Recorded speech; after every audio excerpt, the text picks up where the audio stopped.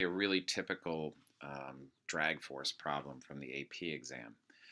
So first of all, we're supposed to draw and label all forces on the ball at some instant before it reaches terminal speed. And that shouldn't be too tricky. Of course, we have our classic force of gravity, which points downward. And then the only other force that's acting on it would be the air resistance force, what we really call drag force. And since it's falling downward, and running into air molecules, that's going to be an upward force. So that's it. Those are the only two forces that are acting on it. I'm going to skip part B. Part C, write but do not solve a differential equation for the instantaneous speed of the ball in terms of time, the given quantity's fundamental constants. So when they ask you for a differential equation, you always want to start with acceleration equals net force divided by mass. And I'll explain why. And so let's fill in the details. Let's fill in the details based on what we have in our diagram here. And typically in these problems, we make the positive direction the direction of the motion of the object. Don't have to do it that way, but oftentimes it works out better. So if we do that, we're going to have positive Fg minus Fd divided by m. Now it does say it has to be in terms of the given quantities, and Fg and Fd are not given quantities. So that means I'm going to want to change the Fg to mg because m was a given quantity right there. And I'm going to want to change the Fd to the formula they gave us for Fd, which is bv squared. So mg minus bv squared divided by m. Again, that's equal to acceleration. And so we're almost there in terms of writing a differential equation. What a differential equation really means is an equation that has a derivative in it. So how do we put a derivative in here?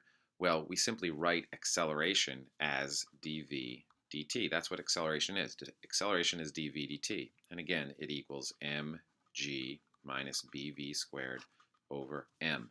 And so that is the answer that they were looking for. So again, anytime you have to write a differential equation, start with acceleration equals net force divided by mass and simply replace acceleration with dv dt. So it's actually very easy. And what they mean by do not solve is that they don't want you to then go ahead and integrate this. I mean, that is something you could do. We could rewrite this as dv equals mg minus bv squared over m dt, and then we could integrate both sides to end up with a formula for v. And they do ask you to do that in some problems. If you take the AP exam, it's something you should be prepared to do, but I'm not going to get into it right now. So let's look at the last question here, determine the terminal speed. So terminal speed is what happens when the object stops accelerating. As it falls, this drag force gets bigger and bigger and bigger because it's based on speed squared. The faster the speed, the bigger the drag force gets. At some point, the drag force is big enough that it's equal to the force of gravity. So the forces are balanced at some point. And when forces are balanced, if something's already moving, it keeps moving at a constant speed and it doesn't speed up anymore, and that's called terminal speed. So this is a very easy question to answer. Drag force is, in this case, equal to bv squared. Force of gravity is equal to mg. And when they're equal to each other, this v is the terminal speed.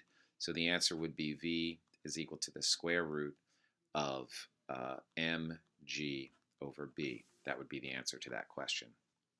Now, they didn't ask this question, but it comes up. And that is to draw a graph of the velocity versus time and the acceleration versus time, and to try to label the axes with any points that you know from the information that's given. So let's take a look at that. Let's look at a velocity versus time graph first. And just to make it a little easier, let's just do the magnitude of the velocity. So I'm just going to be drawing this in the positive side of the graph. I'm not going to draw it in the negative side of the graph. So I'm just drawing the magnitude of the velocity. Well, we're dropping it from rest, and so it's going to start at 0. And normally, if there's no air resistance, you would simply draw your graph like this. And the slope of this would be the acceleration, 9.8 meters per second squared. However, that's not the case here because this thing is experiencing air resistance. What happens is it reaches a terminal velocity. And you know what? We know what that terminal velocity is. We just calculated it on the previous page.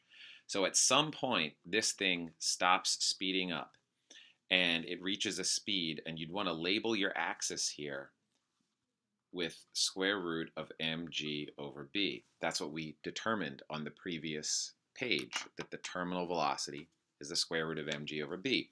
So then the right way to draw this graph is an object that is speeding up. That pen doesn't seem to be working, so I'll do it in red. An object that is speeding up but gradually leveling off to that terminal speed right there. So you have a curve at the beginning that hits an asymptote. That's the type of graph that they're looking for, and they would be looking for you to label that the asymptote is the terminal speed, mg over b.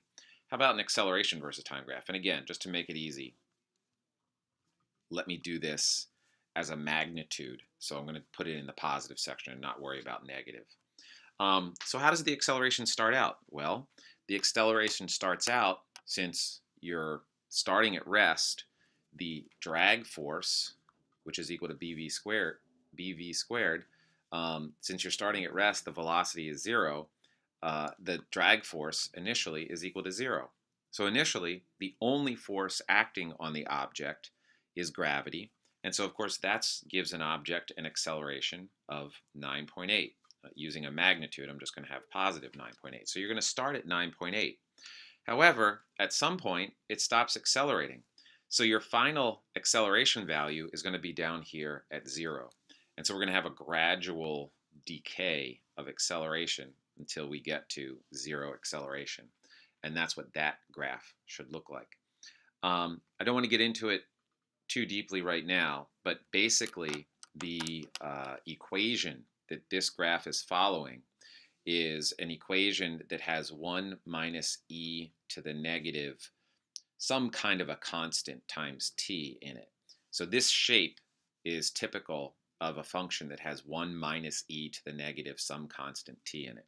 This shape here is typical of simply e to the negative some sort of a constant t. And so if you actually are going to take the AP exam, that's something that we'll have to get into later.